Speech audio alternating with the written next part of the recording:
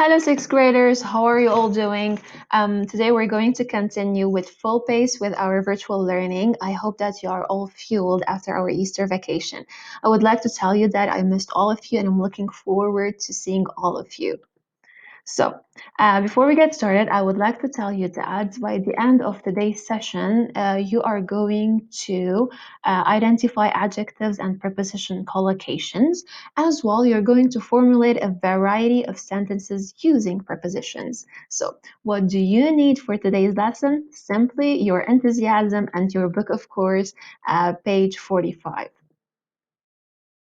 So, are you guys ready? Before we actually start with our lesson, I would like to tell you that generally there are two types of people, the thinker and the doer. The thinker is the one who stays at his place and only thinks, generally overthinks. And the doer is the one who implements his decisions and ideas strongly. So which one do you think you are? Well, I don't know which one you chose, but I would recommend that you definitely be the doer because the doer generally tends to be more successful and carries out more plans in his life. And I'm pretty sure all of us want to be like that. So let's get started then. What can you see in this photo? Feel free to pause the video and think of some names of food items. I can see fries or crisps. I can see chips. I can see a cheeseburger. I can see donuts. I can see pretzels, pizza, and fizzy drinks. I believe that all of you are brilliant learners and you got most of them right. So, are you now ready to read this article with me? You can simply listen it or you can read it alone if you'd like. So, junk food advertising. Junk food is the food that we can order generally from fast food restaurants. Some examples include Burger King, KFC, the Kentucky Fried Chicken, and McDonald's, of course. I'm pretty sure that you're familiar with those names. So, let's get started. What can we do about junk food adverts for children? The WHO, also known as World Health Organization, believes that junk food adverts are responsible for a lot of obesity in children. It is very worried about this problem. American children are used to food and drink adverts on TV. I'm pretty sure we all are, since whatever we want to watch on TV, always there is a food advert that pops up all of a sudden. So the average teenager watches 16 hours every day.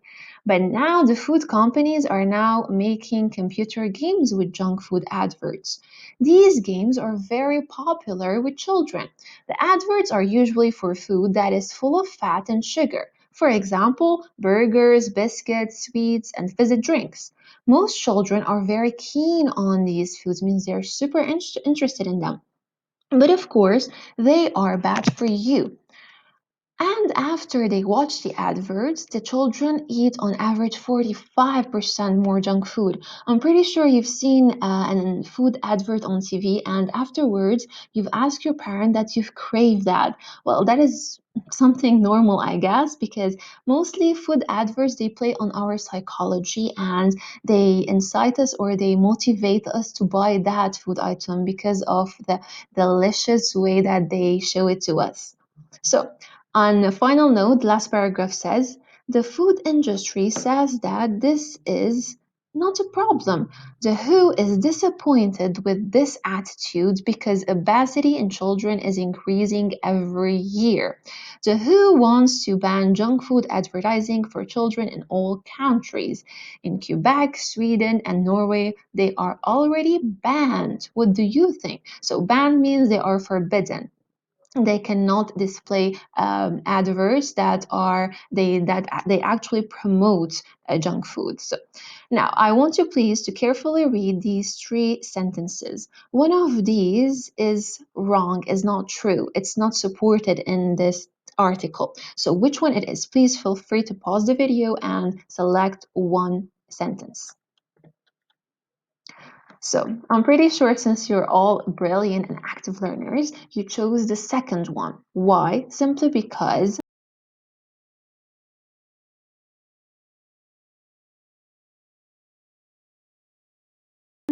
sentence says junk food companies say that there is a problem. So if you followed with me in the article, it was mentioned that who is hesitant when it comes to junk food adverts because it's promoting obesity among children. So you can find that in the last paragraph as it says that the who is disappointed with this attitude, so is looking forward for some measures to be taken. So now it's your turn. Which side are you on? Are you with, are you in favor of food adverts, or are you against it? You totally have zero tolerance about or regarding the food items that are advertised. So you are free to choose any standpoint as long as you support your opinion with reasonable ideas. So, those who say that they are with or in favor of food adverts, they might say that I'm a foodie and I'm interested to know what's trendy in the field of food or in the field of restaurants. So, I would like to see more food adverts on TV or on social media. Well, that's totally fine, I guess. We have to respect every perspective, I guess. So, however, on the other hand, those who are against it, those who do not support food adverts, would say that adverts do not show the food item as it is. They might say that, as you can see in here, few examples, ads they show an unreal view of the food. They might show us that the food is really big and is filling, or it's really tasty. But in fact, if you buy the food in reality, it's nothing compared to the ads. It's of a small portion, it's not even tasty, or it's not even filling. So, whichever side you are on, make sure that you give me reasonable excuses. All right, so are you ready for some practice? I'm pretty sure that you are. So, you're responsible to read the Learn This box in which they tell you what are adjectives and what are prepositions. I would like to tell you that usually we don't have a specific rule of how to use prepositions with adjectives. It only comes with a lot of practice and a lot of reading. So, feel free if you have some free time to read, and please do not get disappointed if you are not getting on track in the beginning, all right? So have a minute, please, to fill in these, and afterwards I'm going to give you the answers. So as you can see in here, the answers are the following.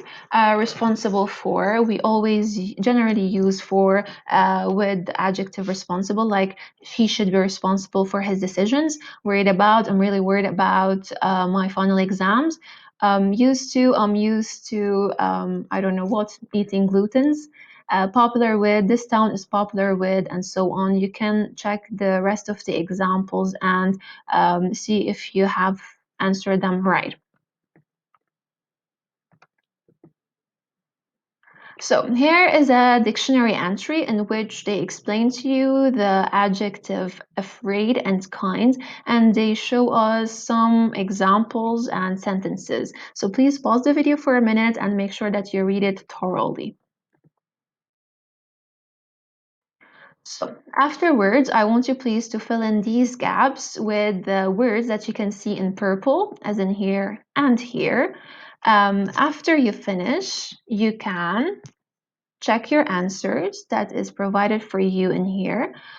Please feel free to contact me anytime if you feel like you're not being able to get a grasp of it. So now it's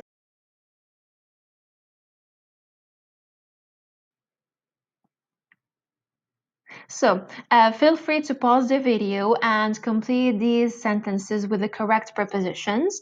Afterwards, you can play the video and hear the correct answers. So generally, I would say good at, bad at, interested in, bad for you, good for you, because it's something that is related to you, right? Whereas in here, we usually say good at. For example, I'm good at English, I'm bad at math. But if something is really affecting you personally, you would say, sweets are bad for me. All right. So last one is famous for. Now, please make sure you check and correct your answers if just in case you got them wrong. And afterwards, initiate conversations and discussions with your surroundings. This is the fun part, I guess. So please make sure that you do this. In addition to that, of course, on a final note, the favorite part, right?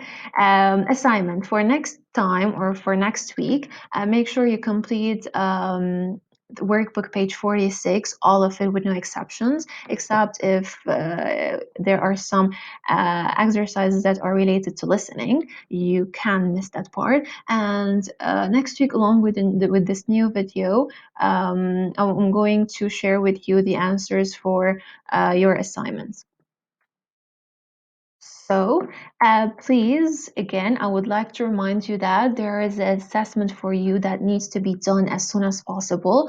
I would like to tell you that I was really disappointed for the previous time because not all of you completed it. So, please, it is for you, not for me. So that's why I'm really, I really want that from you and I really care. And I'm pretty sure all of you do care. And I can say that based on my experience with all of you guys. So please make sure you complete the assessment and you do your workbook exercises for next time. So for now, adios, guys. Can't wait to see all of you.